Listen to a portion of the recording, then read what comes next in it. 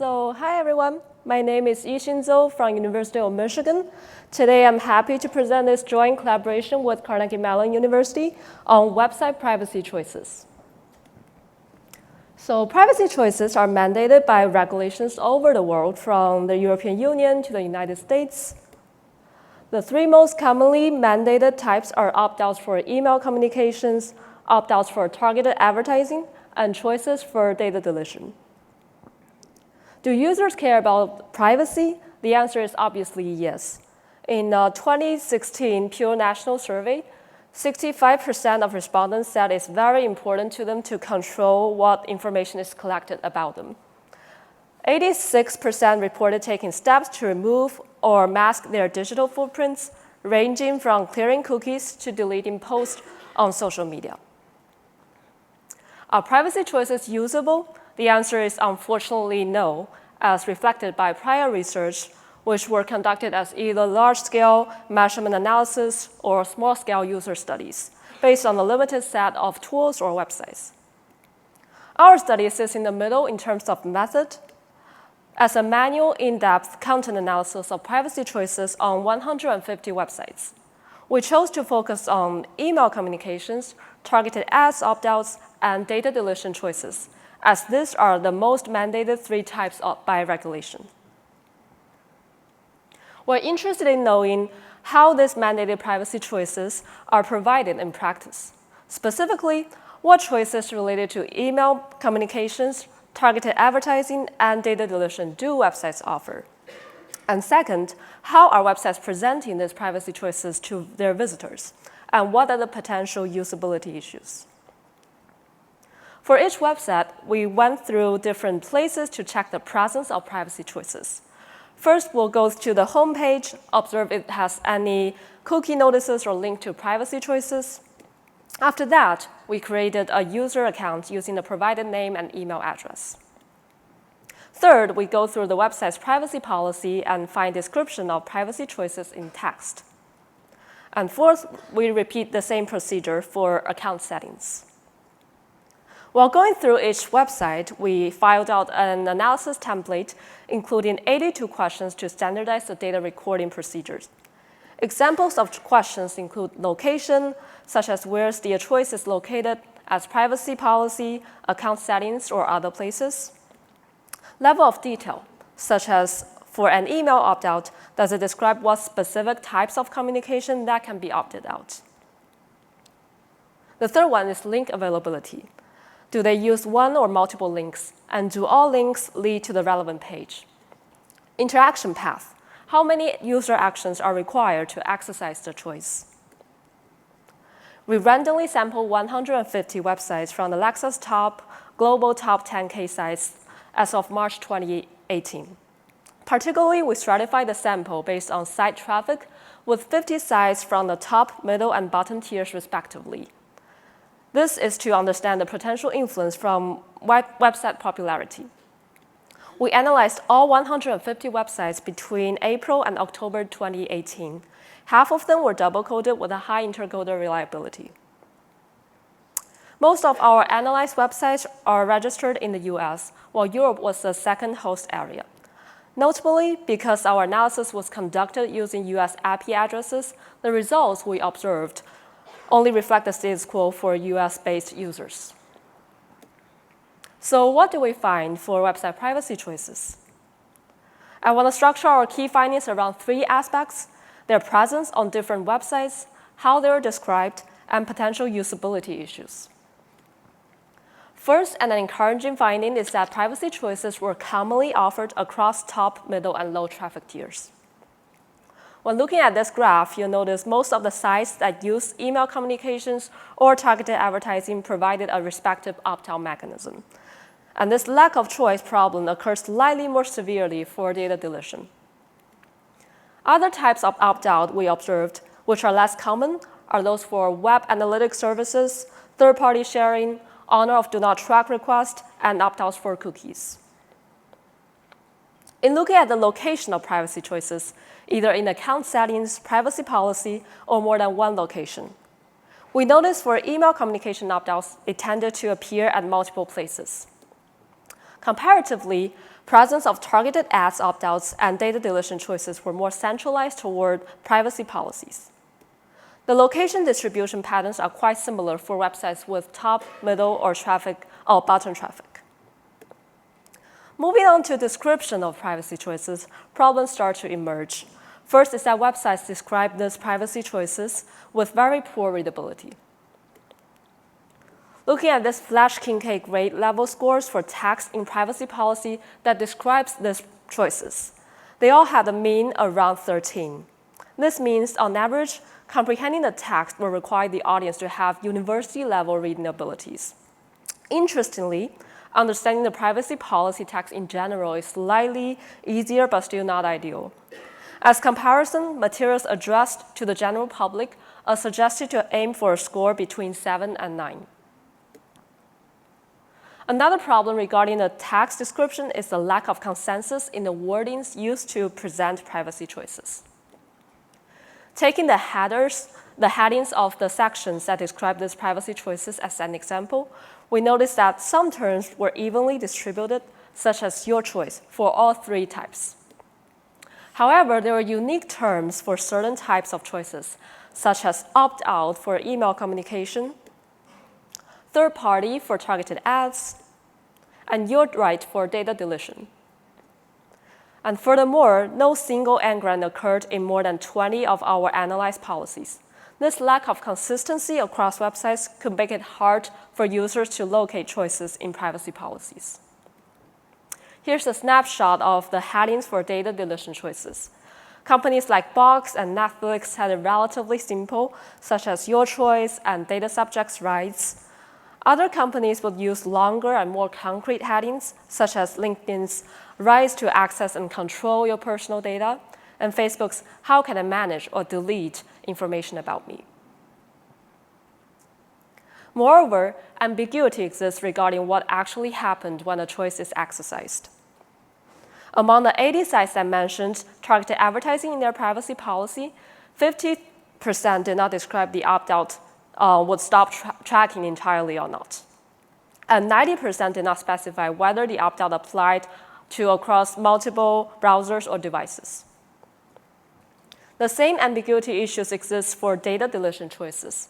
Among the 108 websites offering data deletion mechanisms, 83% did not describe a time frame when the account will be permanently deleted. For usability, we also found severe issues that could likely make these privacy choices difficult or impossible to use, starting from requiring too many user actions. We counted user actions as clicks, hovers, checkboxes, and form views. We counted the user actions required to exercise the choice from the home page just for the shortest path. And the number is 5.3 for email opt-outs and data deletion choices, and 3.2 for targeted ads opt-out. Note that this is just for the shortest path and is conducted by researchers who are experienced and know where to go to find these choices. An average first-time user is likely to spend more time and struggles in figuring out the right path.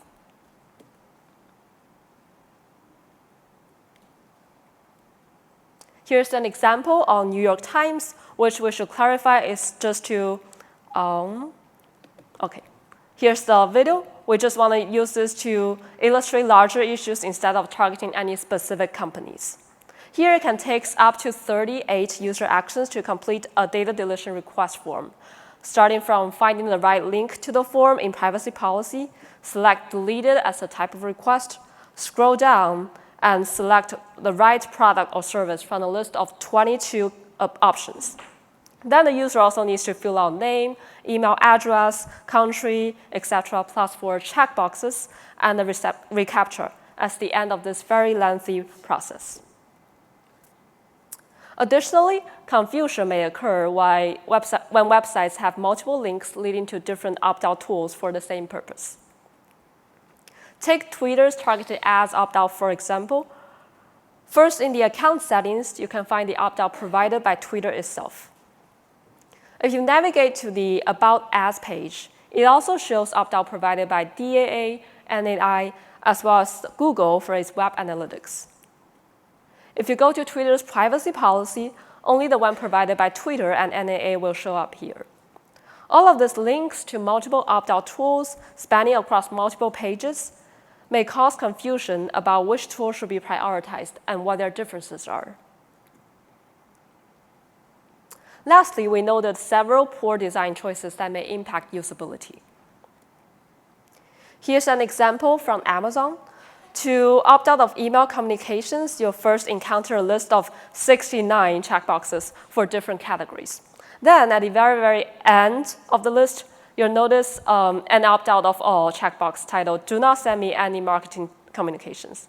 And you'll need to remember to click the update button to make sure the choice is exercised.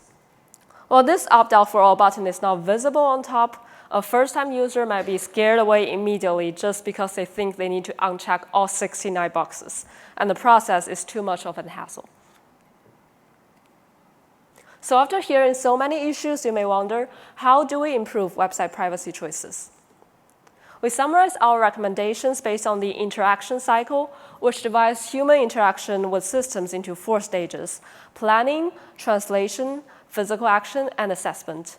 I will next highlight one key recommendation for each stage, but feel free to refer to our paper for more details. For the planning stage, to help users find the specific privacy choices more easily, a starting point can be standardizing section headings in privacy policies. One example how this can work is the model privacy notice form that US financial institutions are suggested to use for compliance with the GLBA. Though this might not be perfect, it's definitely a good initiative, and research has shown that this can contribute to lower ambiguity in privacy policies. For the translation stage, to help users plan out the actions to exercise the choice, more efforts should be put to simplify the process of learning opt-outs. In cases where websites provide links to multiple targeted ads opt-outs, such as Twitter, users can really benefit from a single interface, such as a privacy center that unifies multiple choice mechanisms for the same purpose. If this is not technically feasible, websites should at least provide adequate explanation of what the differences are between multiple opt-out tools and which one should be prioritized. For the physical action stage, to help users exercise the choice better, an intuitive step is to reduce the number of required actions. In the New York Times example, there should be an option to delete user account from all services. Well, if the user really wants to do it just for selected service, they should at least be able to do it in one single form, in formats such as a list of checkboxes instead of the current drop-down list. And finally, many of the form fields can be eliminated so that it only asks users to provide minimal information that's necessary to perform this data deletion request. And similarly, for the Amazon's case, the opt-out all button should really be placed at the top of the page rather than at the bottom to avoid the cases where the users waste their time on checking all boxes or even giving up opting out because the process looks too complicated at the first glance. It's conceivable that many companies may deliberately making these privacy choices unusable for their visitors, and in this case, it's regulators' responsibility to combat such dark patterns. Previous cases exist, such as a ruling by the French Data Protection Authority on Google for failing to provide notice in an easily accessible form and failing to obtain users' valid consent to data processing for ad personalization, and similarly for FTC's recent filing on Facebook. For the assessment stage, to help users better evaluate the outcomes of exercising privacy choices, we can start by providing more detailed explanation for choice outcomes. This means do something like, this choice will only apply to the specific browser or device from which you opt out, as in the example of Dailymotion, or we will delete your full profile within 90 days, as in the example of GitHub. So in summary, today I present our study on website privacy choices, which are prevalent, but still severe issues existing regard their description and usability. We call for a joint effort between companies and regulators to ensure usability of privacy choices. Thank you all for listening to my presentation. My name is Yixin from University of Michigan. I'm happy to take any questions.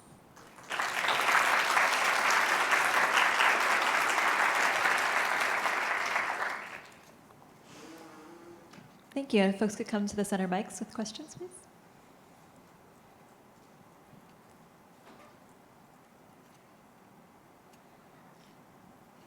If there aren't any questions yet, I have a question. You showed in the beginning there's a bunch of different regulatory requirements. What are your thoughts on the usable ways to combine all the different regulatory requirements in a usable way, especially around things like standardizing language and stuff like that? So yeah, thank you. That's a great question. I feel a way to combine regulations together is to make sure the regulations stipulates specific requirements. So a counterexample which I can think of is in GDPR when it says using clear and plain language for either things like data breach notifications or privacy policies. It doesn't really tell how to achieve that clear and plain language. And so I feel as a starting point, if you want to stipulate specific requirements in the regulations, that can be a good point to really tell companies how to achieve the things we want you to achieve. Hi, Yixin. I'm Corey Fackleros from Carnegie Mellon. It's so nice to see you again at SOUPS. Congratulations on this. I'm curious, have you guys reached out to the companies involved in the study to get to notify them and maybe get their feedback? We haven't done so far, but to my knowledge, our team is working on an opt-out, which hopefully can be published on media, and in that way attract more attention for companies to notice there are changes to be made. Thank you. Hi, Yixin. My name is Smriti from Syracuse University. Really great presentation. I was curious, given that this kind of scenario involves different stakeholders, which includes the companies and the regulators, but also the users. So how important do you think is the user input in creating more accessible and more usable privacy policies and interfaces? To me, user input is extremely important, and that's like an approach called user-centric privacy design that takes user input into the cycle of designing and implementing privacy choices. Especially, I think if it's just companies working with regulators and stimulates specific things to be done with it, they don't necessarily take the insight from non-tech savvy users. And especially for experts like security and privacy, we know all these things, but we are already familiar in the field for such a long time. So maybe we need fresher perspective from the users to make sure these are actually usable for them. Hi, thank you. I'm Pilar from 1Password. And I was wondering if you have stumbled upon this service that we've seen a lot of. Basically, you are so privacy conscious that you allow this third-party company full read and write access to your email, and they just machine gun every company they can think of with deletion requests. And the person doesn't even know who's getting the deletion request. So we have to be a lot more careful with actually enacting it. But have you seen anything about this service or bad side effects of it? So that will be a service that performs data deletion request in representative of you? Yeah, you Okay. give it read and write access to your full inbox, and since every company they have only I see. deletion request. I may have heard of this service. I haven't used this kind of service before. I cannot speak for their practice about how shady or how pervasive they are in performing this. I think the intention is good, but if a user wants to use that, make sure you read their privacy policies, terms and conditions, and that's not enough. I think there should also be like regulations or some kind of supervision on this type of service to make sure, even though the purpose is good, they are not invading users' privacy in an either intentional or unintentional way. Thank you. Thank you. Next speaker can sit up.